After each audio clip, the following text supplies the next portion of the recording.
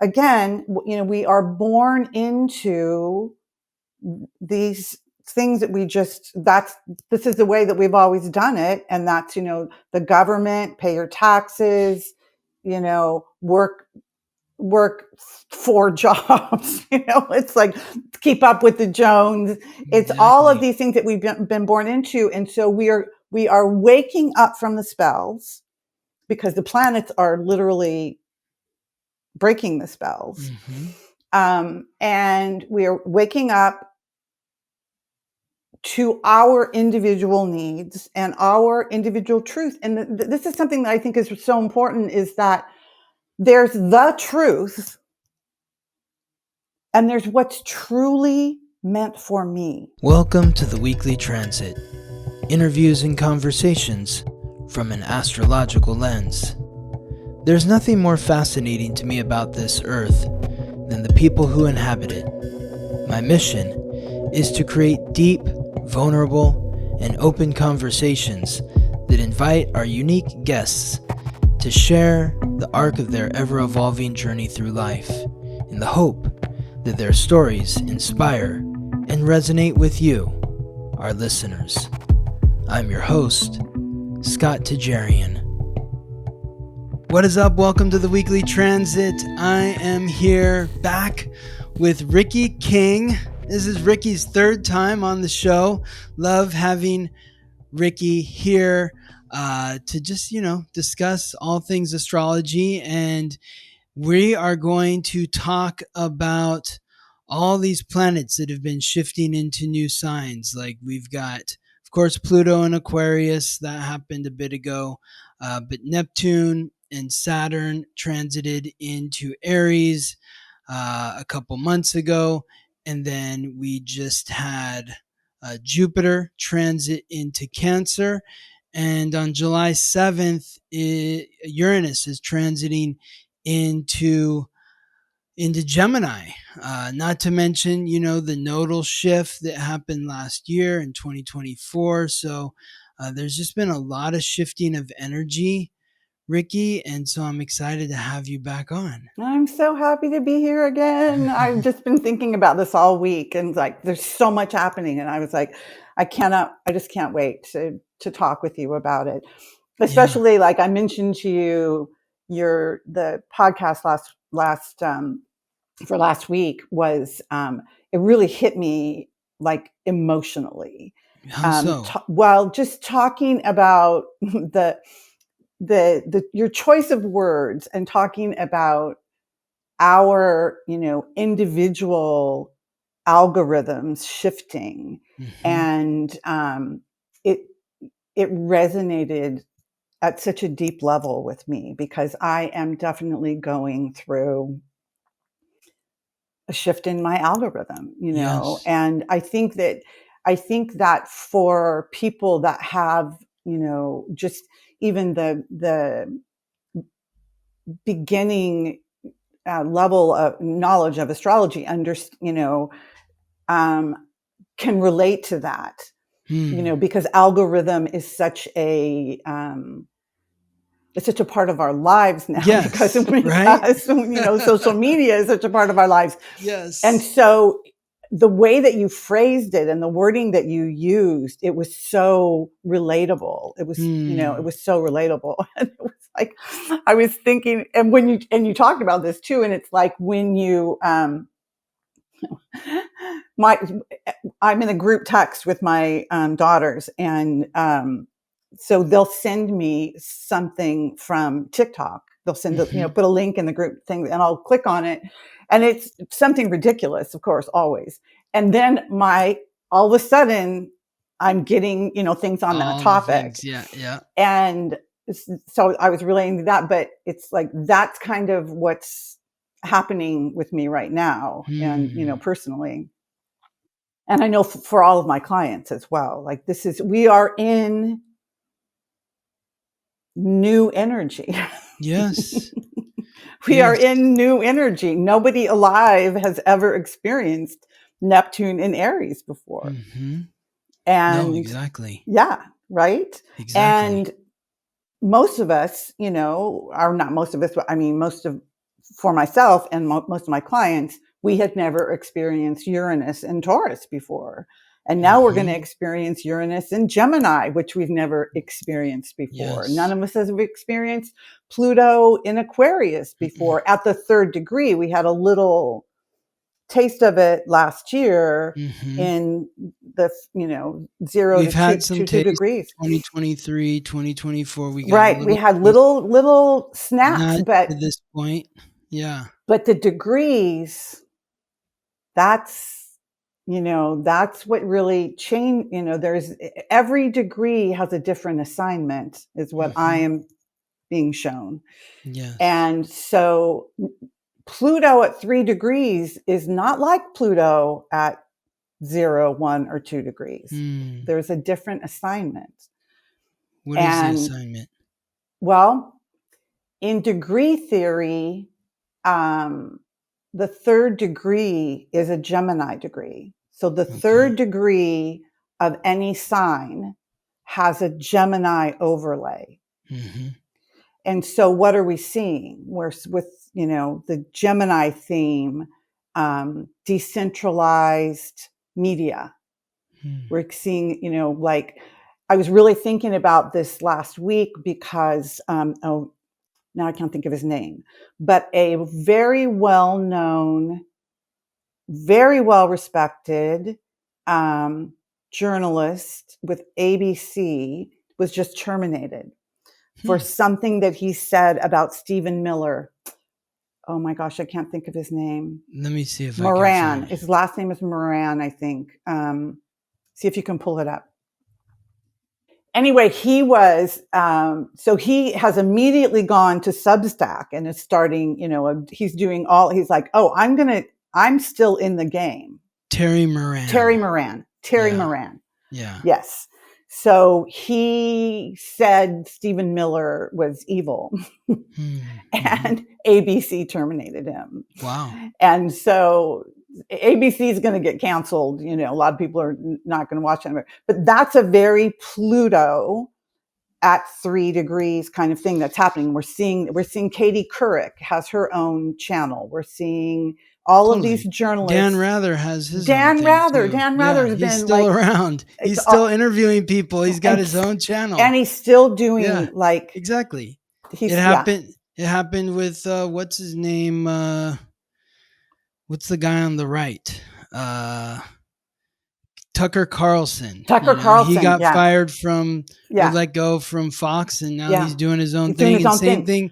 Same thing with the Chris Cuomo. Yes. They're all it's like you don't need a network anymore. That's right. You've got X or Instagram. You've got Instagram. You've got X. You've got Substack. You've got and there's more and more platforms that are. Yeah. We're going to see. That's going to be the Uranus and Gemini thing. We're going to see so many more platforms, so many more vehicles. So decentralized, and the thing, the thing with this overlay is that you see the shadow and the light. So what's the shadow? Disinformation, misinformation,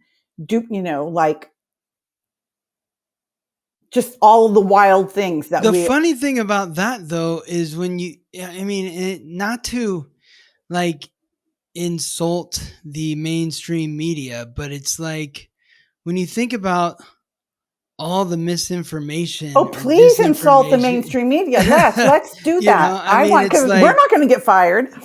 I know, right? Well,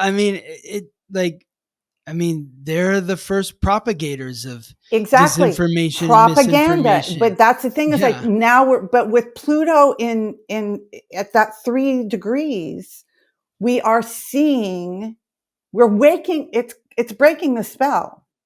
We are waking up to the fact that these corporate entities don't have any investment in telling us the truth. They're like, they have sponsors. They have billionaire owners. So it's like, we are not looking to them for the information anymore. Right. So that is honestly and it's interesting too, because the other thing that I've been shown, and you know how obsessed I am with retrogrades. as being upgrades.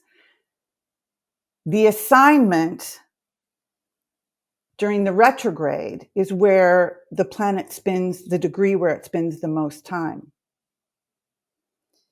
So Pluto is in retrograde right now at 3 degrees. So it was at 3 degrees for a long time. Is at 3 degrees, it's going to go back to 1 degree, which is when it's going to connect to Neptune. But next year, it's going to get back to 3 degrees. And so total between this year and next year, Pluto will spend 43 weeks at 3 degrees. Wow. So almost a year. Right. At 3 degrees. At 3 degrees. Which is sum total. So that's pre-shadow, retrograde, post-shadow. Yeah. So that's the assignment. Wow. So, what's the assignment specifically? What is the assignment? I think it's coming into the truth of in a collective consciousness way, right?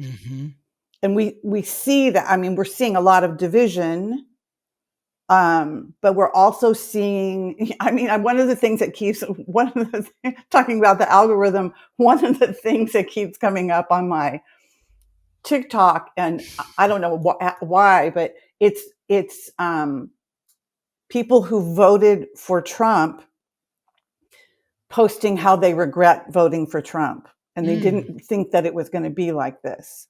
And you and I had talked before about people who like voted for one issue, like Social Security not being taxed, or tips and things, and people that didn't even vote regularly, but like, well, I don't hear anything from Kamala that's really going to help me, but this would be nice, and not really paying attention to anything else.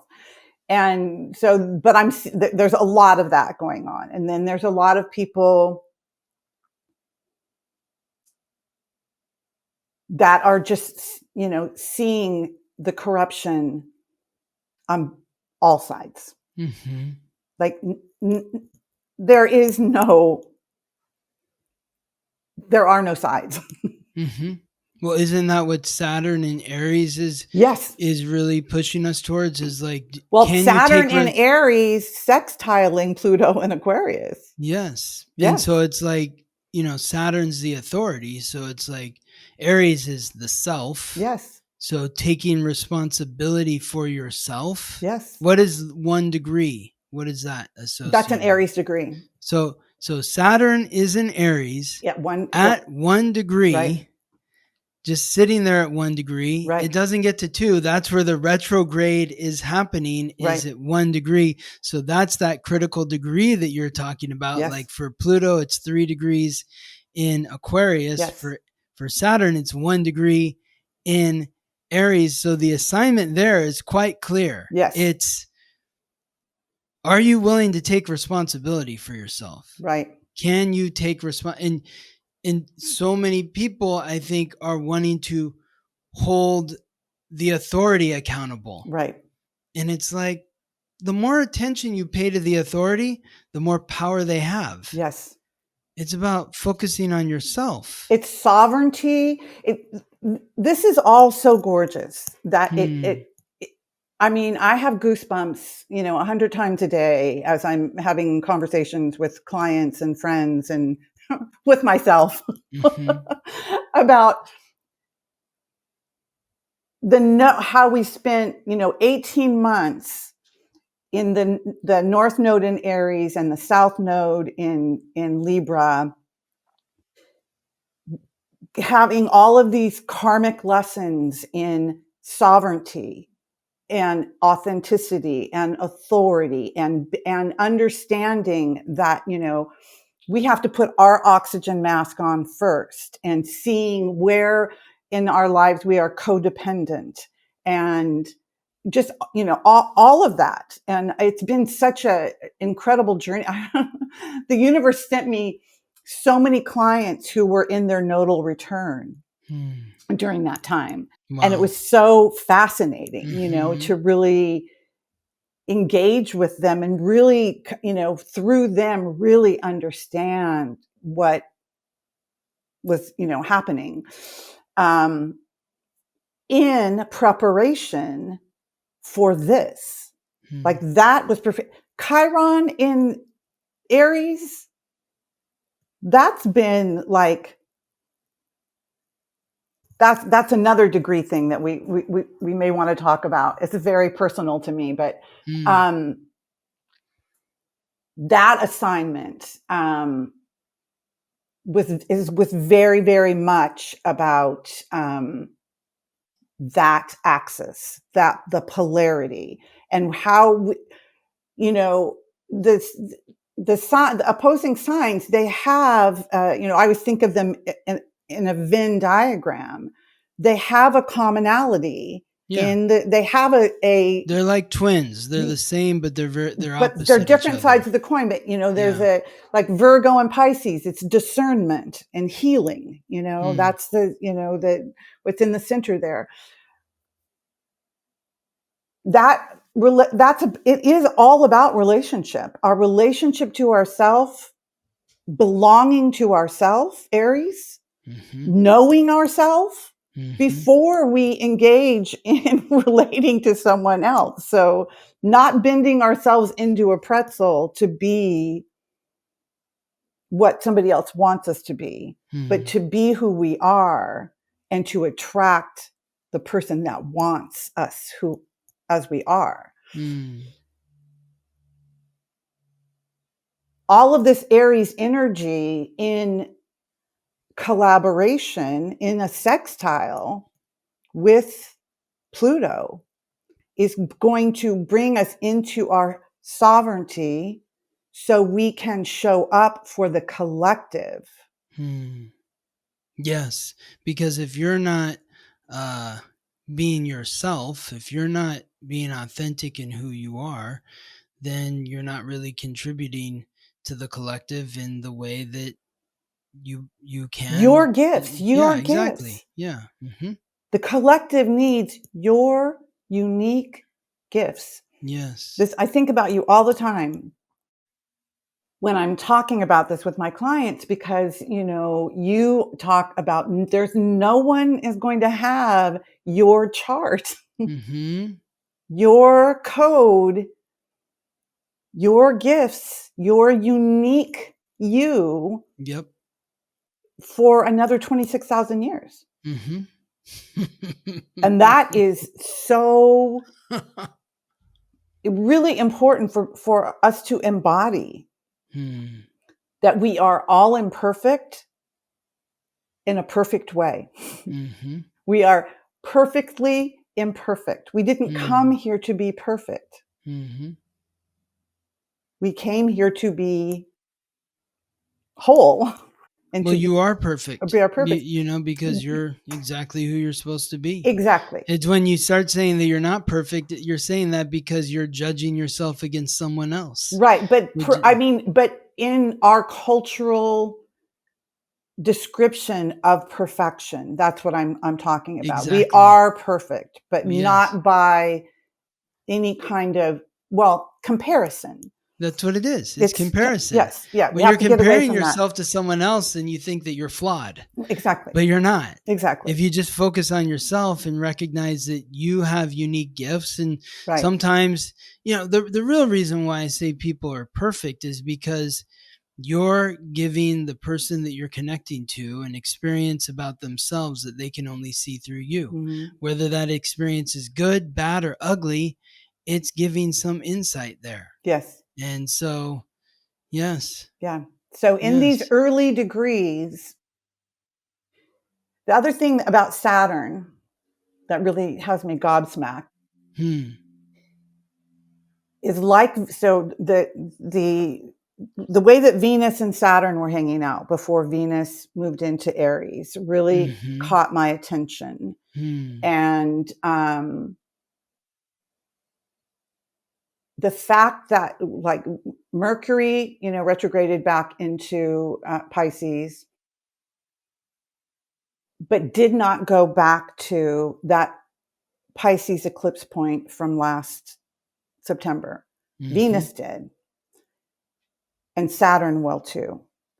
So Saturn and Venus crossing that eclipse point 3 times. There's a spell being broken there. Yeah, what does that mean? Well, that energy, it's going to mean something different for different people. But sure, that frequency point is being healed and is going to be a part of the assignment. I can't remember how much time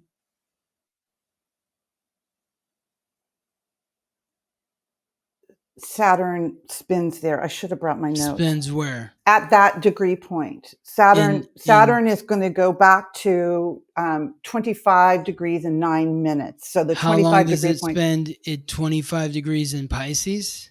Right. Is that what you're asking? Yeah.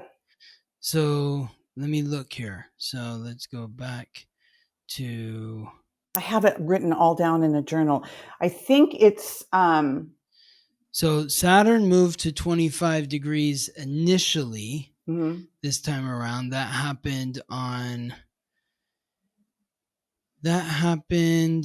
began in April. So it moved to 25 degrees on April 4th.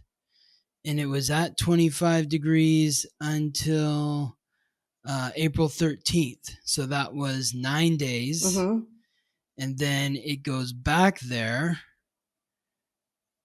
Comes back, moves back to 25 degrees. It gets back there on October 27th. And it's there from October 27th. That's when it's there for the long haul. So October 27th to December 28th. So that's 2 months, right? So it's basically... Yeah, I think if I remember correctly, it was like 5 weeks. It was something like... It's longer than that. Yeah. It's a little over 2 months. Okay. So that's the assignment from that side. And what is 25 degrees? It's an Aries degree. Oh, wow. So it's Aries degree both sides. Both sides. It's Aries degree in Aries, yes, and it's an Aries degree in Pisces. Yes. Yeah. And so... And Venus went all the way back to 24 degrees, which is a Pisces degree. So Venus spent the most time. She crossed that eclipse point 3 times, but she was on a Pisces assignment. Yeah. And so what I really feel is that these they're going under an archetypal transformation. What does that mean? Well, we tend to, in Western astrology, we tend to use the archetypes of the gods during Roman times, like Roman mythology. There were other myths about them prior to that empire. So if we explore other, who they were during other, times, there's an expanded understanding, I think, of... So you're saying like the difference between like Saturn and Kronos? Yes. Yeah. Okay. Yeah. Venus and Mars really captured my attention this time, because Mars, spent so much time in Cancer, and I feel like Mars has returned to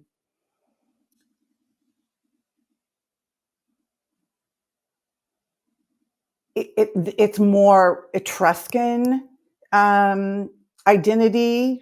There's Mars in Mars in Etruscan mythology was still a god of war, but as a protector. So Mars wasn't the aggressor. Mars was the protector.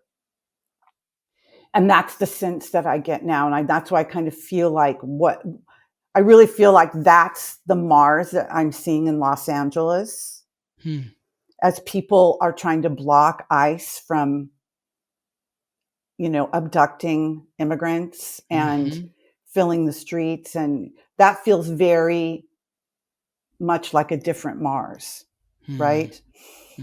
Pisces, Venus, I feel is kind of more the priestess, and she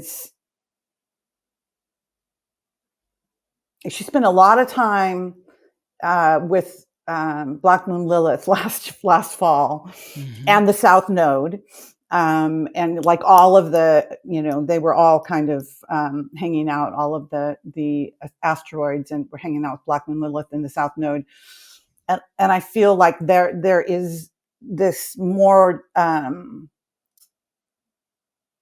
assertive. I feel like Venus is more assertive in calling forth the divine feminine.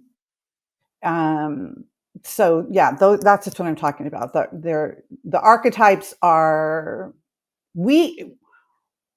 how can we transform if they're the same? Right? That's kind of what I don't want to call, I guess it's a belief. It's Sagittarius. It's my Sagittarius North Node. It's it's a belief. It's what I believe. It's what I'm experiencing.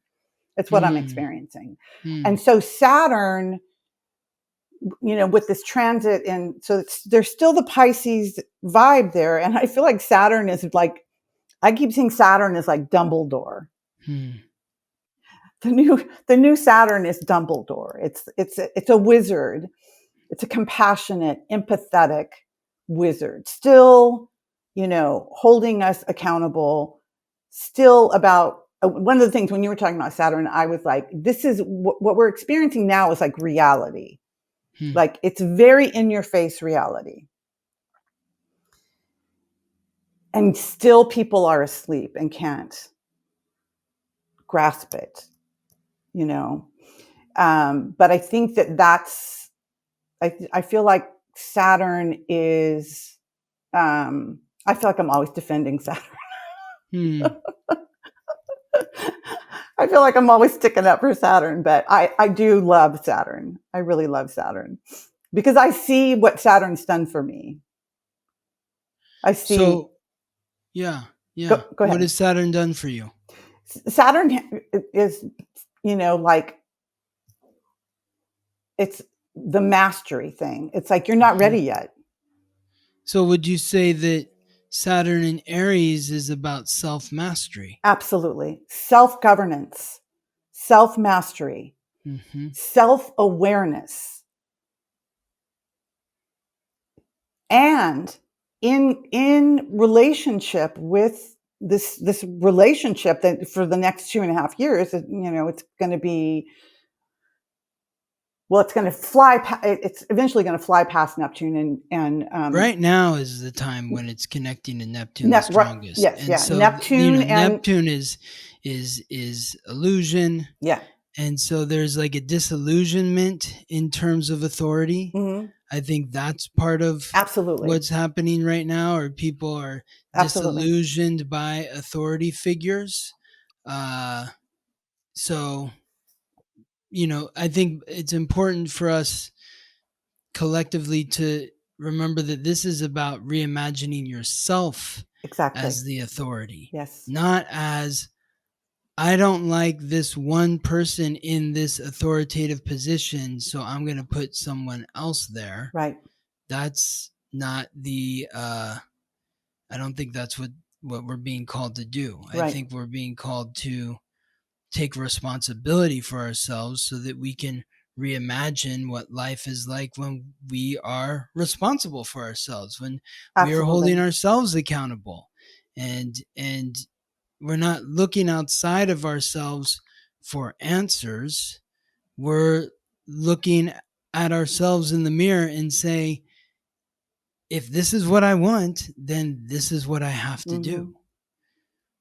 And so And that is what's going to change society with Mm-hmm. the alignments to Pluto in Aquarius. So, and I think that 3-degree, like you said, Gemini is maybe being, the shift that's happening in society is about being open to new possibilities. Absolutely. And there's going to Seeing be different points of view. Yeah. Yes. Seeing different points of view. Yes.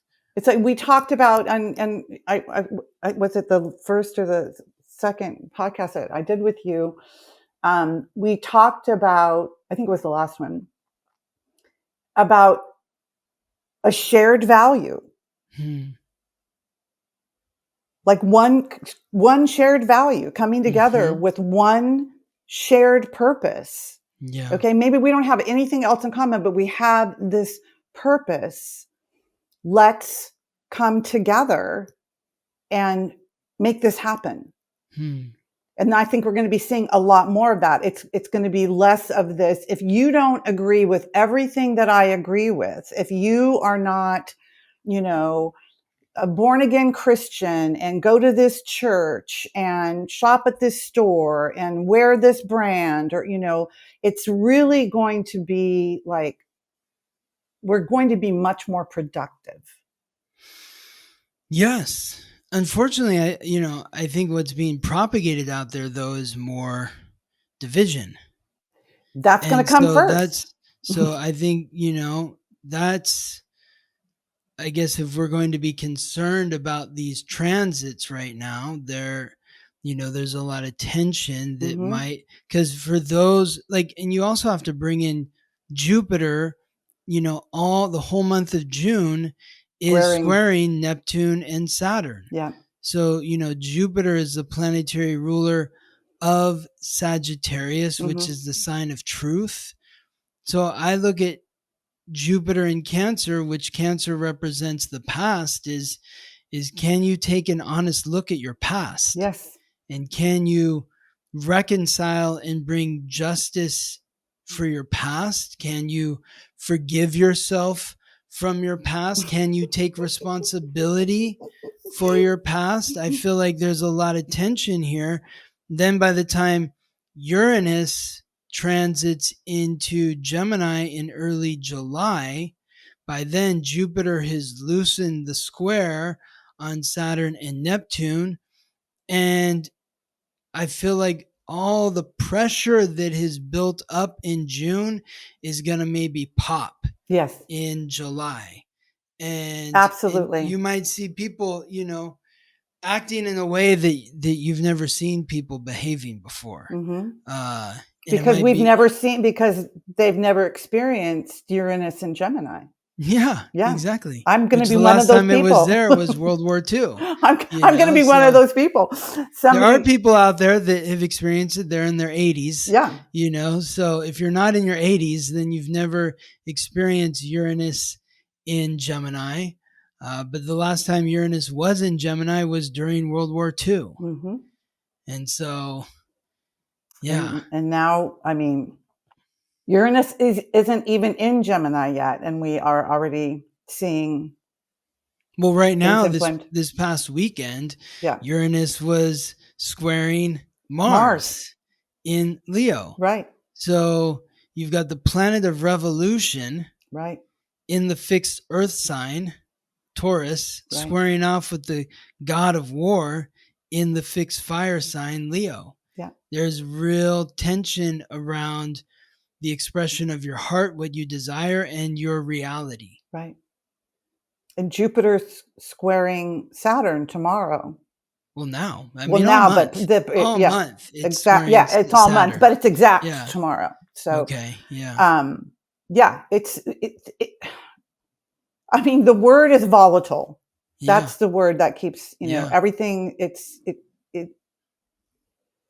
And this is the wake-up call. It is the wake-up call. There's been a lot of wake-up calls, but there's been a lot of wake-up calls, but this is like, people hit the snooze button and then the alarm goes off again. Like the alarm is going off right now, and the alarm is saying, do you have the courage to be honest about your past, to take responsibility for your past, to nurture the past version of yourself so that you can reimagine a dream where you are the authority, where you're not subjugated to some other power. You're giving me goosebumps right now. You're giving, because off camera, I'm telling you that I'm clearing karma from 28 years ago. Yeah.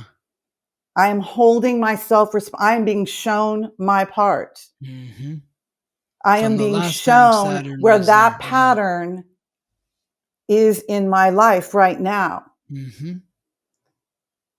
And I am holding myself responsible, and I am seeing who I was, very clearly, very honestly, and with no shame and no blame and no regret, and being like, okay, that's done. That's done. This is now, because I'm not taking this with me.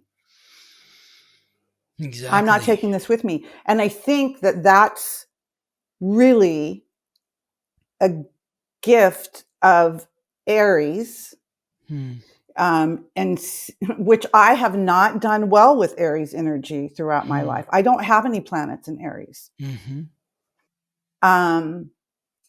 What Aries? We all have Aries. Yeah. We're not going to count that. We're not going to count that. We're not going to count that. Let's just talk about the... I really have gone back to see, to track planets in Aries, the outer planets in Aries, and the challenges that I had. It's usually health challenges, like very serious health challenges. Well, and that maybe makes sense as a Virgo, Yes. because, Virgo doesn't want to have to rush. Virgo wants to, be meticulous and make sure that everything is in order. And you can't really do that if you're being pushed and rushed.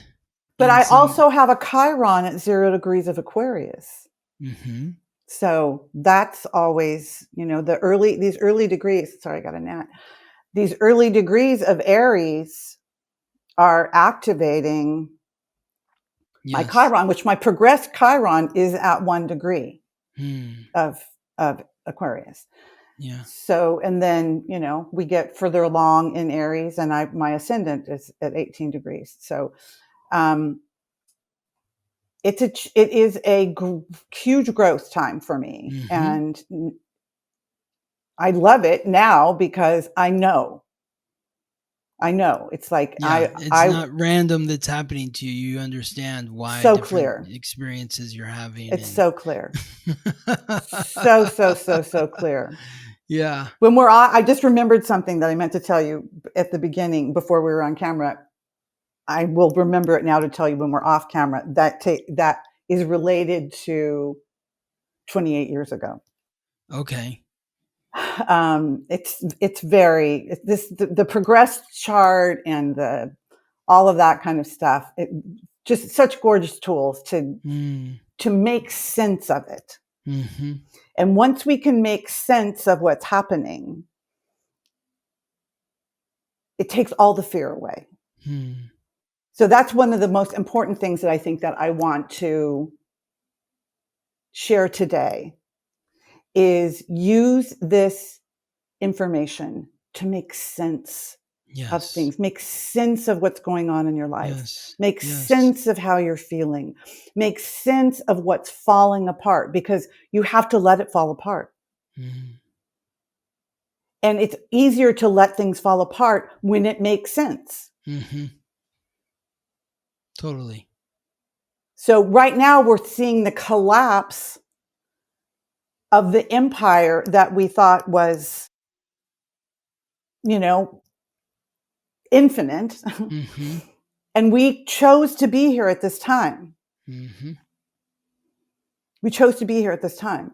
And one of the questions I've asked myself, me talking to me, which happens all the time.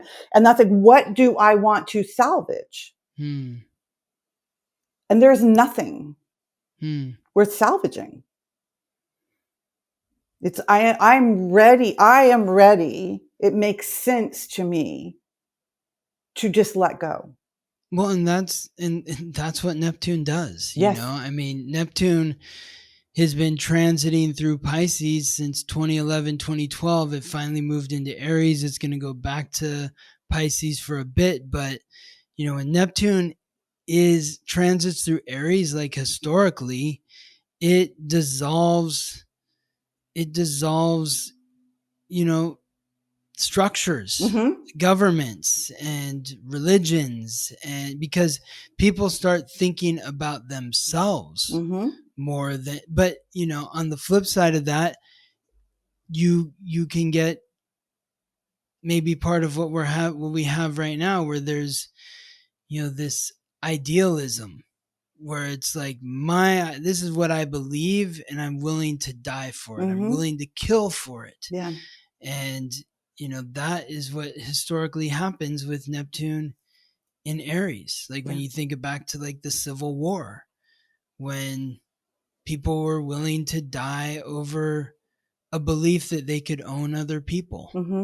It's really wild. So yeah, that's where we are again. Yes. And we're going to be here for the next 14 years. Yes. So things are dissolving. I think when Neptune initially moved into Aries, I thought I was prepared, and I really wasn't. And now I feel prepared because I've been taken on quite a journey these last few weeks, and I understand what my assignment is, and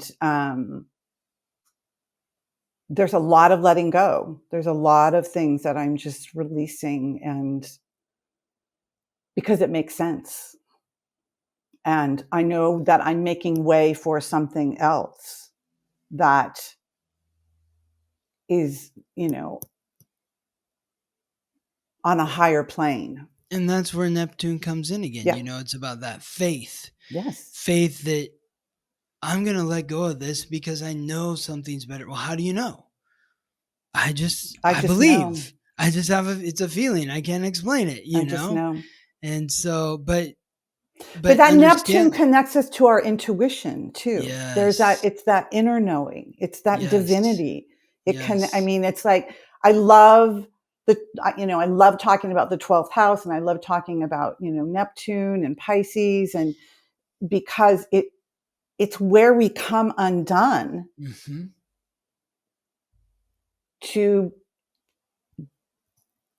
come together. It's like we come undone and get it together. Having a 12th house Chiron is, it's been quite a journey, but now I understand. I understand that I have to go deep to find the medicine, and that the answers are not ever on the surface. They're in the depths. So that's, that's been a huge lesson. But yeah, this is, and looking at history is important and helpful. But I also think it's really important for us to acknowledge that the last time that Neptune was in Aries, other things were not present that are present now. That we are in a truly, it's a unique time. Uncharted. When we're talking about water, we are in uncharted waters. Totally. And so what I think that this time around, Neptune really is trying to help us to understand is that we are going to really need our intuition, that we are really going to need to go deep inside, that we are playing with an entirely different frequencies than history can share with us. Yeah. It's something very new that we are here to create. Yeah, for sure. Something very new. So this connection with Neptune and Saturn to Uranus, Uranus is going to retrograde at 1 degree too, just like Saturn. So Saturn's retrograding at 1 degree. which is associated with Aries. Getting things Uranus started. is in Gemini, retrograding, is going to retrograde at 1 degree, which is Aries. Pluto is in Aquarius, is going to retrograde or is retrograding at 3 degrees, which is Gemini. So you've got a lot of Gemini and Aries frequencies, and I feel like, when you think of like historically Neptune, it's that ideological perspective where it's like, I have my intuition, I have a connection to God, I know that my belief is right. Mm-hmm. But with Uranus in Gemini aligning with Neptune and Saturn in Aries, I think it's trying to pull us out of that ideological echo chamber Mm-hmm. where we're able to see different perspectives or we're willing to listen to different points of view. I think that's going to be the key that can help pull us out of the potential chaos that is on the horizon with like a global war, where everywhere is just melting down at once. Mm-hmm. So I think, yes, to all of that. Absolutely. That so resonates. Aquarius or Pluto is going to go back to 1 degree.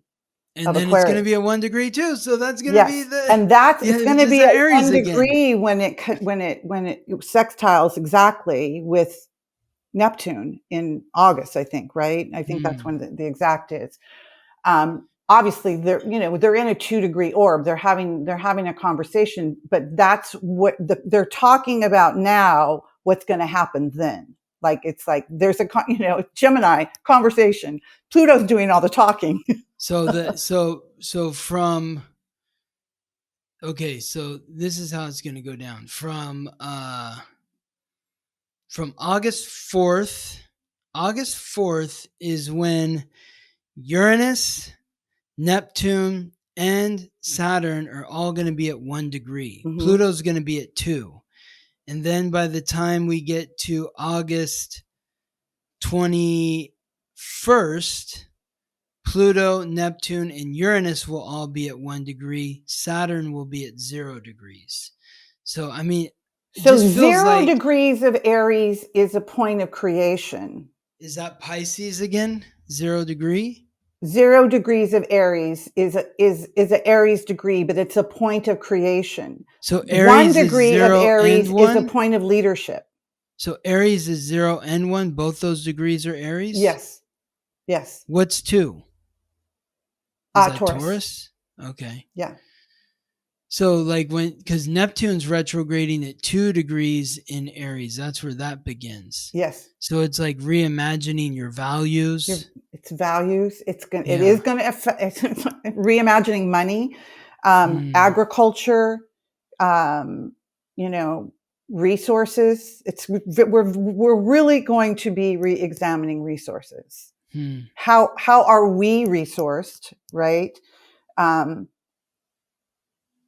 What are the resources in our community? I think I'm going to make a couple of predictions. We are going to have a national strike.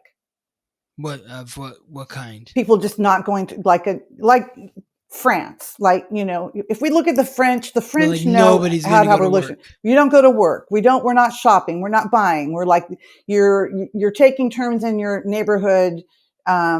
You're sharing your garden. I'll stock up on the toilet paper. Okay. I'll stock up on the paper towels. Okay, and you're going to be shopping at your neighbor's. I mean, it's going to be something extreme. Like, we have to stop fueling, we have to stop feeding the monster.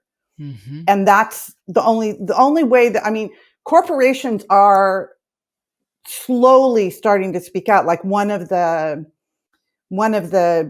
family members from Walmart is posted a full page ad in I think the New York Times or some big paper about the No Kings, encouraging people to participate in the No Kings Really? protests Someone this week. from That's, Walmart? yeah, I just came across my feed. I don't know the details of it or anything, Okay. but we It are makes me going. suspicious. That's very suspicious, right? Yeah.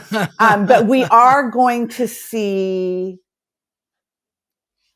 if we impact their wallet, then that's their wake up call. But that's what's going to work. That is what is going to work. It's to just stop. It's going to take extreme things, and just stop thinking it's not really that bad. I'm watching LA, my friends in LA, and you're there too, and it's like, oh, it's really that bad. Like my Leo generation friends who think that, who think that the midterms we can solve the problem in the midterms, are all of a sudden understanding that we may not have midterms. And they're marching today. They're, so they're protesting or whatever. I think that 1 degree, we're going to start seeing new leaders emerging.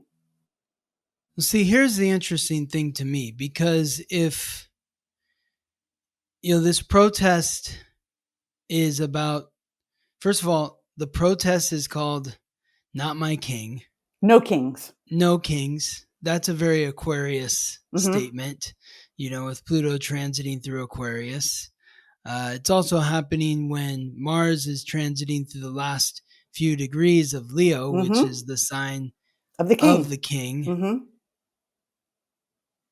But the irony is, by saying no kings, who are you giving attention to? The person that you identify as who king. identifies himself as a king. Does he? Does he say that about him? He says, I'm the king? He has used that term, yes. He has? Yes. Huh. Yes. I've never heard that before. Yeah. So, well, so they're protesting this person. But then if somebody at Walmart, one of the, descendants of Sam Walton, is putting out a ad saying, go to this march, it feels like the people, like the elite, are still, they're the ones that are moving around the pieces on the chessboard. Absolutely. And the people are just playing right into their hands. Absolutely. Yeah. Absolutely. Yeah. Yes, absolutely. Which but that's why I'm saying, like, they're not on our side. Yeah, well, that's what makes me question. Why do they care? Because the tariffs are hurting them. Right. That, like, they are being hurt by this administration. And their employees are being deported. Because they pay low wages. Yes. And ICE is coming into their facilities and arresting their employees. Yeah. That's affecting their bottom line. So they're already showing us where their priorities are. And let's show them where our priorities are. Like if people just don't go to work. Yeah. But some people have to go to work. And then that sounds very elitist of me. And that's organized people can be about that. Yeah, but that's the thing. Is like, I know that sounds very elitist, and that's the other part of like coming together is like, okay, who absolutely has to go to work? Okay. Who can stay home? Whoever has to absolutely go to work, we're taking care of your kids. We're, it's like, it takes organization, but it's like, this is where we may not have anything else in common, but we understand that something this extreme is necessary. And it takes a lot of planning. It takes a lot of conversation, and it takes a lot of conversation. Gemini. Yeah. A lot of sharing of ideas. Uranus and Gemini. Revolution. conversation, sharing of A ideas. revolution of ideas. Yes. And words and how we're listening to others. Right. Huh. Yeah. A revolution of how we're thinking differently than we've thought before. Right. And then that when so you maybe think about that's the different idea is like nobody go to work. What if nobody paid their credit cards? Exactly. What if nobody paid their bills? What if nobody paid their taxes? Yeah, exactly. Why do people pay taxes? What if nobody paid their taxes?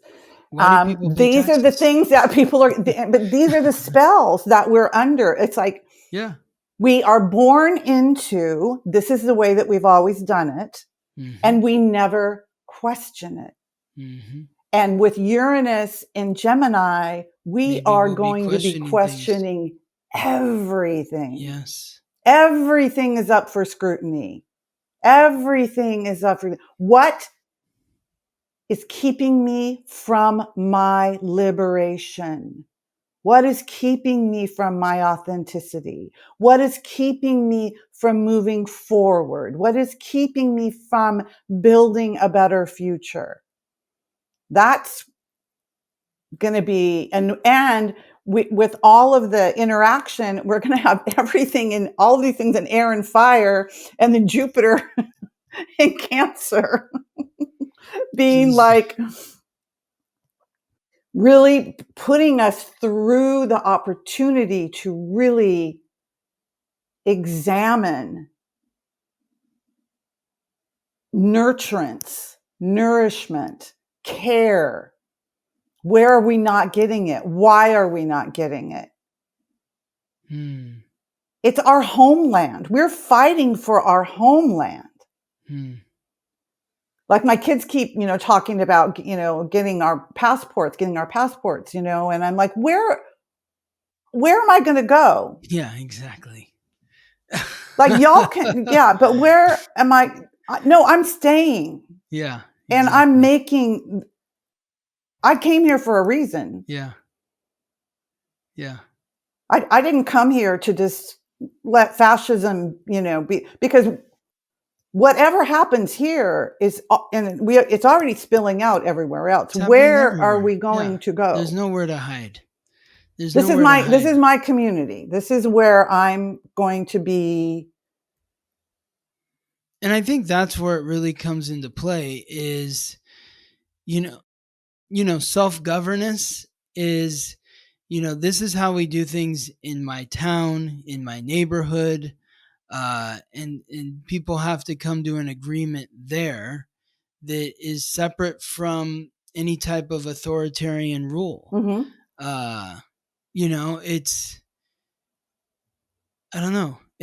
I think that's, I think when people are going to start, when they cause damage to their town, their city, it's not affecting the people in Washington, D.C. It's only emboldening them to put you further under their thumb. The only way to remove yourself from any role that you feel is authoritarian, that is trying to subjugate you in some way, is to create something new with a collective of other people that's outside their rule. Or they're not going to see you, they're not going to pay attention to you. They got other things to worry about. Right. If you're drawing attention to yourself, that's antithetical to Aquarius. Exactly. So it's just like, it's very strange to me when I see people in the streets like this week in downtown LA, just like creating havoc. Like that's, I mean, maybe that's all those people want, is to create havoc, but it's not going to create an outcome where they're going to be empowered long term. They're going to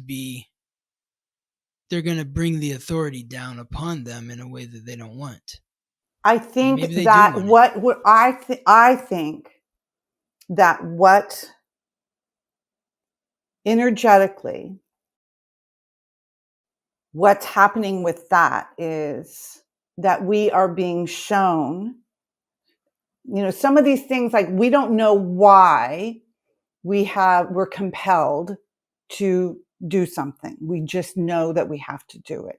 So you've got this group of people that feel compelled to get out into the streets and turn over cars or do whatever. I mean, for most of the protests that I am seeing are peaceful protests. They're just people out there chanting and shouting and, en masse blocking ICE or whatever.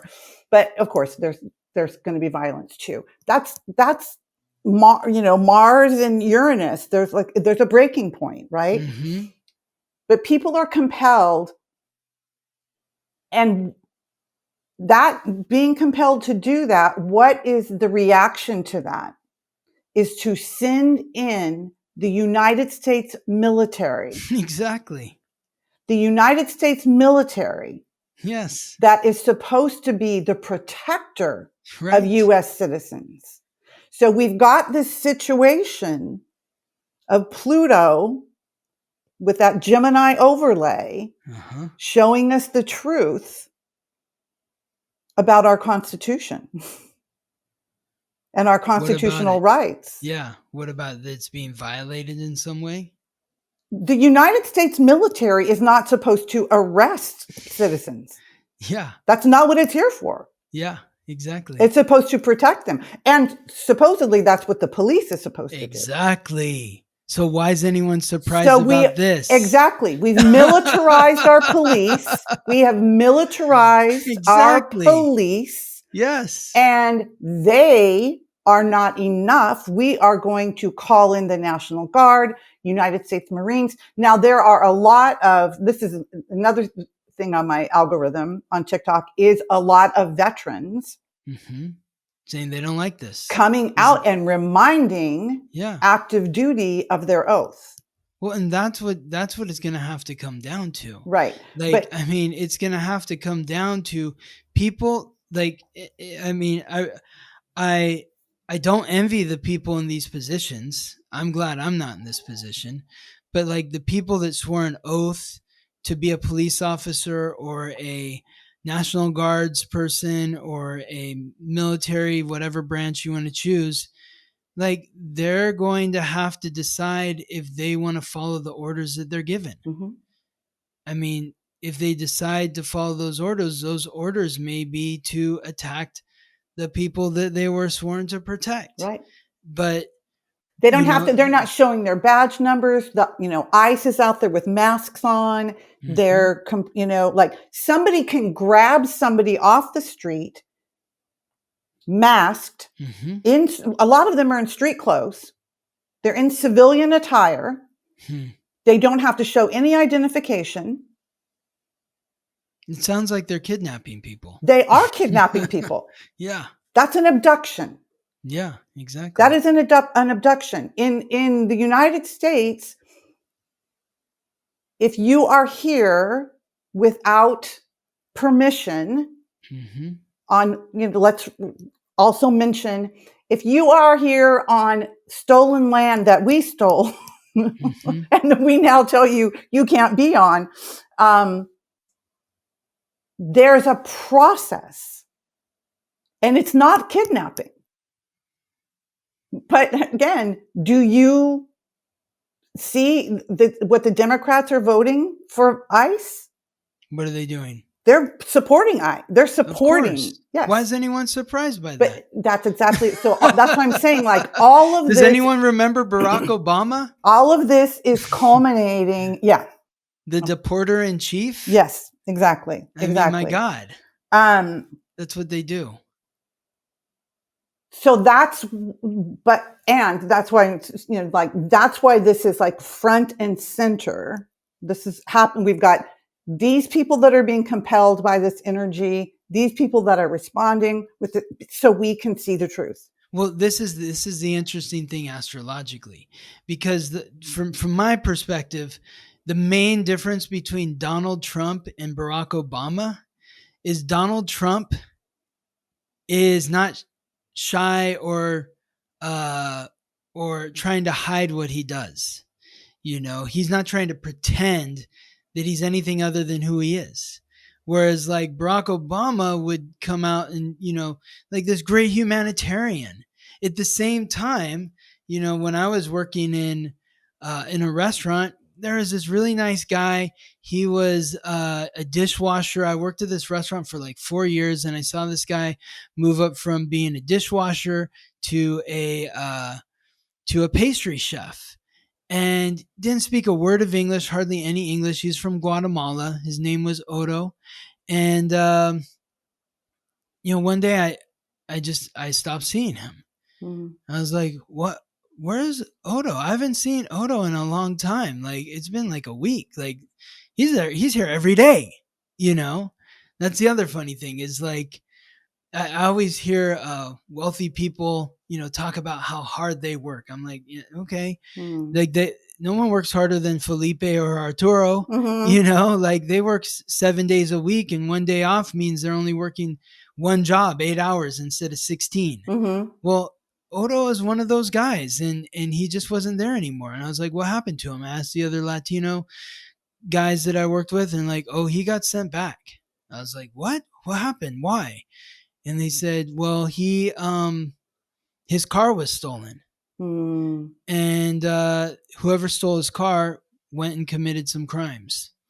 And so the police came to his house, and he didn't report it missing because he's like afraid if I report it missing, then they're going to come and get me.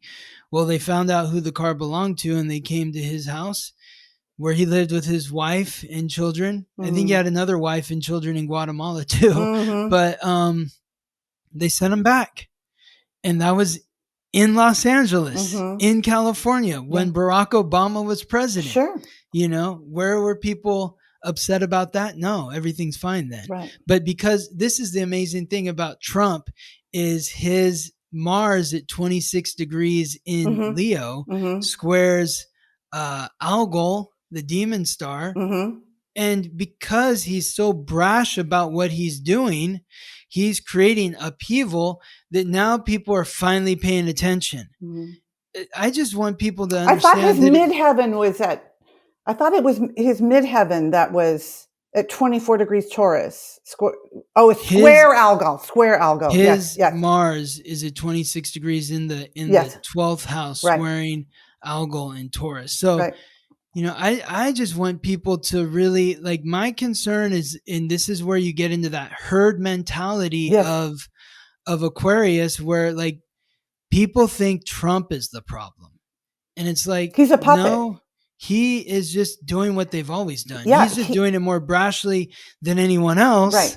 But he's no different than so don't think that these other leaders like Gavin Newsom or somebody is going to make things right. Please don't get me started on Newsom. It's like, well, when you look at the astrology between Trump and Gavin Newsom. Oh, I know. It's fascinating. Trump's Jupiter is conjunct Gavin Newsom's sun. I know. He's literally expanding his identity. So everyone's like, because every great story needs a great protagonist and a great antagonist. Absolutely. And so they've cast this perfectly. Whoever the astrologer is of the oligarch elites, has said like, these are the two guys, because Gavin Newsom will be the antagonist for the right, while Trump is the protagonist, and Trump will be the antagonist for the left, while Gavin Newsom is the protagonist. Meanwhile, nobody's talking about what happened in the Palisades or in Altadena anymore. Like, how did these fires start? What happened? What's going on there? How are people getting their homes rebuilt? Yeah, they're not. Nobody cares, So, Karen Bass, the mayor of LA, she's not doing anything to solve these problems or to find, I've talked to people in the Palisades. I'm like, what's going on? Do they know how it started? No. Are they trying to figure it out? Not that I know of. I haven't heard anything from the mayor. They're just brushing it under the rug. And now they've created this whole new distraction. And this is all to divide people. Yes. And if you divide people, then people are like, choose a side. And now we're no longer individuals. We're just a part of the herd, and we're all being sent to slaughter. So this is why these aspects between these 4 planets that we've been talking about and Jupiter, Saturn, Neptune, Uranus, and Pluto is really like it's like focus on you. And if you are feeling compelled to get involved in this chaos, then there's something in you that's hurting, that's in pain, that needs to be addressed, so that you can take responsibility for yourself rather than putting it on this fake ruler. I think that, though, I think that we have all of this energy right now that is about taking action. And that is the action that people are taking. They're going to realize eventually that that's not the solution. It's taking there. We are in this energy of take action, and we need to get into this energy of the solution. Yes. Taking action on a solution, not just reacting. We can't just react. And that's what people are doing. They're reacting, and they're not acting based on a solution. And I'm learning these hard lessons about this. Like, I'm looking back at Aries transits in my chart and seeing, I react. My body reacts. I have a physiological reaction to Aries energy. It activates dormant viruses in my body. I am very reactive. Now that I know that, I'm able to pull back, get grounded, be in, I'm so about the solution now. I can feel the problem. Let me think of a solution. And I think that's what's going to happen when Uranus gets into Gemini. We're going to get into the solutions. That's what I think. I hope so. That's what I think. But things are but there's still going to be a collapse. It's like we have to start thinking not about saving the empire, but in rebuilding something that isn't empire. Yeah.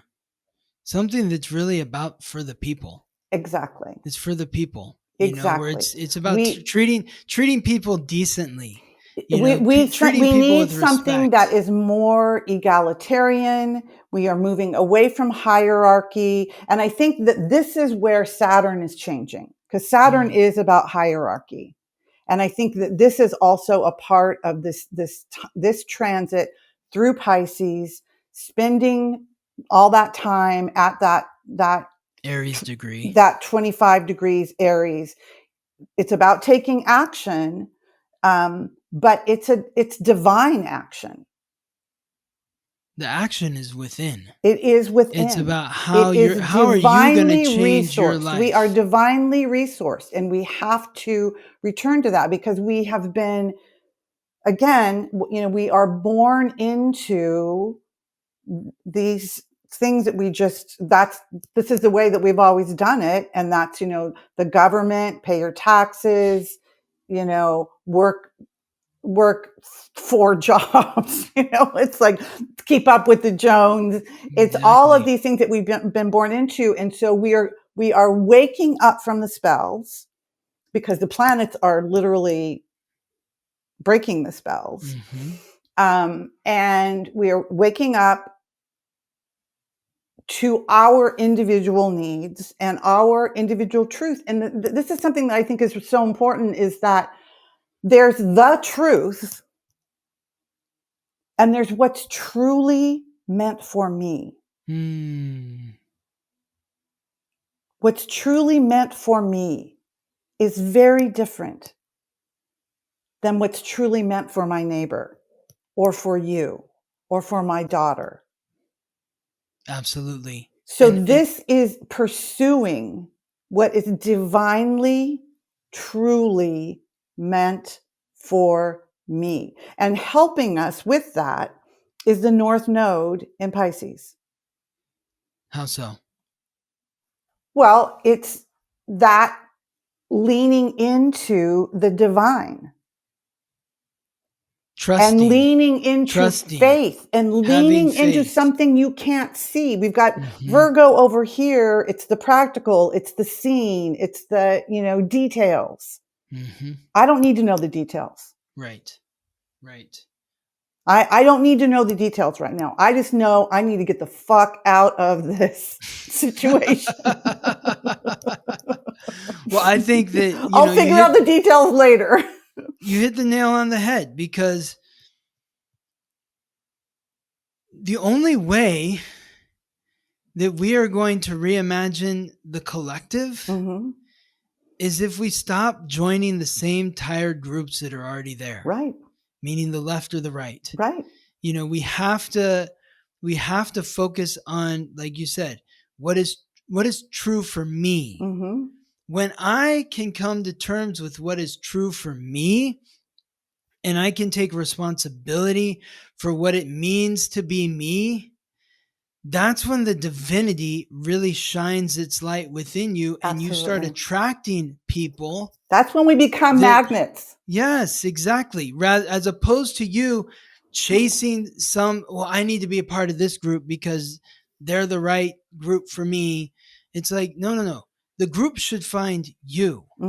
You shouldn't be chasing after the group. Absolutely. And the group is not like a bunch of people coming to you. It's just individuals, one at a time. The people that are meant for you, that are aligned with you. Yes. And the next thing you know, you're like, I have a team of people here, that we don't necessarily agree on everything, but we have similar values and we're supporting each other, and we all have unique gifts that help each other get through life. Yes. And we do it peacefully and fairly and respectfully, with kindness and decency.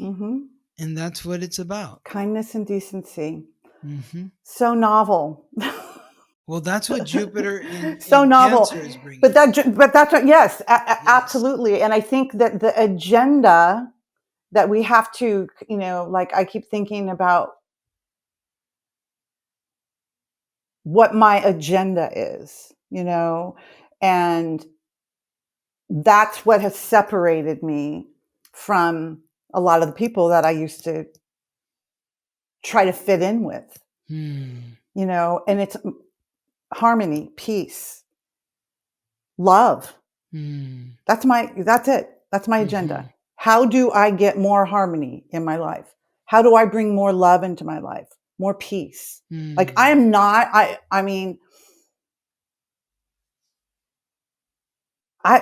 I probably want to know how to bring more plants into my life too. I'm looking around, I'm like, what do I have a lot of? I have a lot of plants. I love me some plants. That's my Virgo. Got to be digging in the dirt, inside or outside. But I don't have a lot of material needs or desires, but I have a lot of spiritual needs and desires. I have a lot of esoteric needs and desires. I need connection. That's something that I need. I'm not good at superficiality. I had a whole lot of that. Masking as connection. Like I was masking it as connection. And I don't need a lot. I don't need to work hard and get a lot of things. I don't need any more things, really. Although I need a new refrigerator. My refrigerator is just about on the fritz. I think that's where we're going, is like, what do I really need? What really brings me joy? Like these billionaires that have homes that sit empty. Yachts that are, just anchored, empty. It's like, that just feels like, makes me cringe. It just makes me cringe to think about being wrapped up in that, because that's not for me. It makes me cringe because it's not for me. Now, I'm not saying if that's for you, it might be for them. But yeah, that's not for me. Like I barely can clean and take care of my little bungalow. I don't want a big cleaning staff, and I don't want to manage it, and I don't want a personal assistant, and I don't want any of those things. And I will probably never, ever amass a lot of wealth because I'm too generous. I would love to amass a lot of wealth so I can do things for other people. Mm-hmm. But I'm very simple. And I've accepted that about myself. I'm very complicated too. Well, it sounds like you're doing the work to come to terms with who you are. But that's the thing, is that coming to terms with who we really are on an individual basis. Mm-hmm. I feel like that's what this is all about. Yes. We're really being taken out of that reliance upon a government, upon a leader. We have those, all of us have leadership abilities. And once we are in that, in our sovereignty, and we get a sense of what it really feels like to be soul led, fully resourced and soul led, it's a game changer.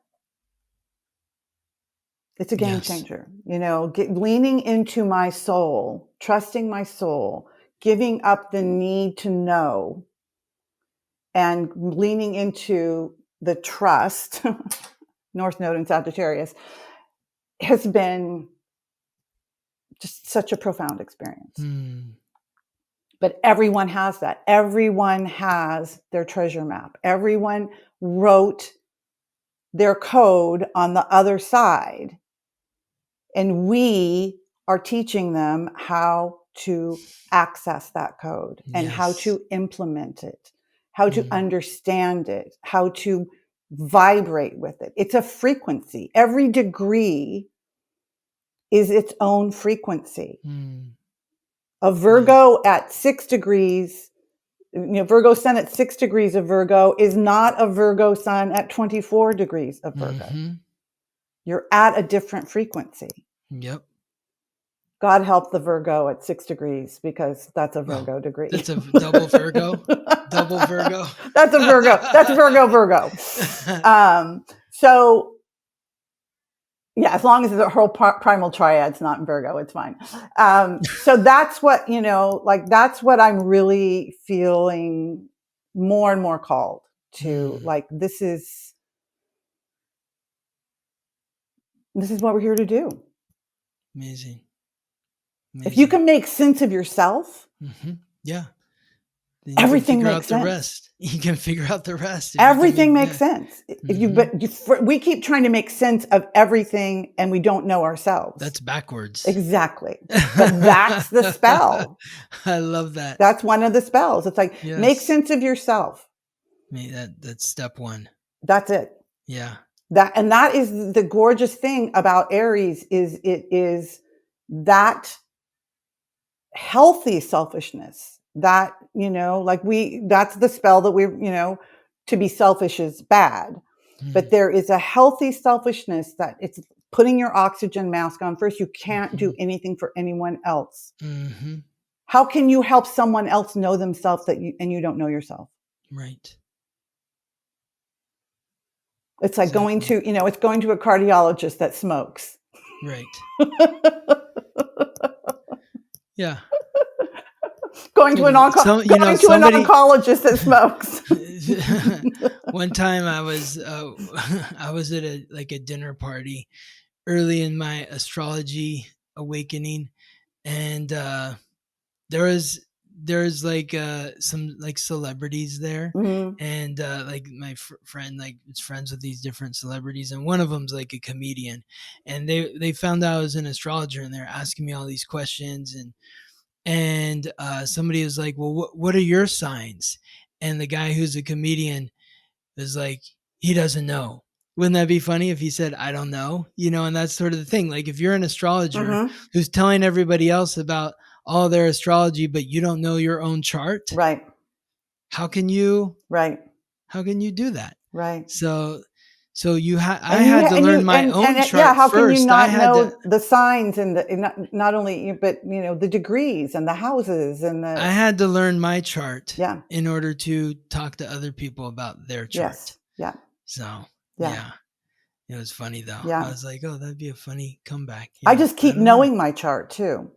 I just keep knowing more about. It's like I'll spend the rest of my life getting new insights to just and then seeing my working with my son's chart, and our karmic connection is just like so gorgeous, and so just takes my breath away. Absolutely takes my breath away. But being able to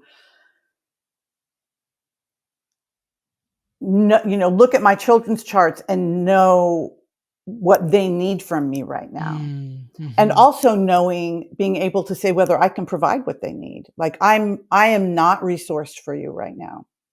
And I'm going to be honest with you. Like I don't have it in me right now to, like, I'm just not there. And right now that's the case because I'm dealing with some health issues. Focus on yourself. I'm taking care of myself. And that's that sets an example for them that gives them the permission to say to me, you know what, Mom, I'm not the person for you right now. Sending you love, sending you, but it's like, oh, good. You're taking care of yourself. Mm-hmm. You're taking care of yourself. And that's what, I think that sounds like that's the message that that's the message we're trying to send today is it's all about you and take care of yourself. Yes. Before you can take care of anyone else. Exactly. That's it. Yeah. This is awesome, Ricci. Thank you. Yeah. Tell people how they can connect with you. It's still only Instagram because I have my Substack, but I haven't started posting anything yet. What's the Instagram? It's at Ricci Carol King, RICCI CAROLEKING. Awesome. And Substack is going to happen this summer, it's in the works. It's there. I mean, yes. I have it. I just haven't put anything up there, and I already know what I'm going to write about, my first essay that I'm going to put up there. But awesome. Well, I do want to get more active on Substack. I really enjoy it as a platform, and there's opportunity to do write long, more in depth. I think it's a great place to teach, and you can do video and stuff there too. So awesome. And then I'm going to start offering some classes in the fall. Cool. Yeah.